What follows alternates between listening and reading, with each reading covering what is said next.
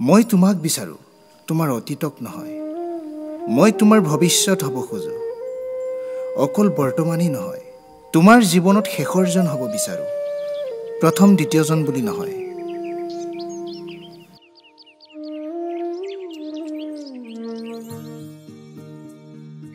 সুখত থাকিবলৈ ডাঙৰ অট্টালিকাৰ প্ৰয়োজন নাই।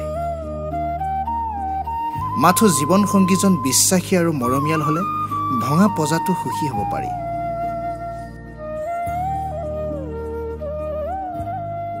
জীৱনটো মিঠা আৰু ইমান মধুৰ, কিন্তু যেতিয়ালৈকে মই তোমাৰ আৰু তুমি মোৰ নহয় জানো।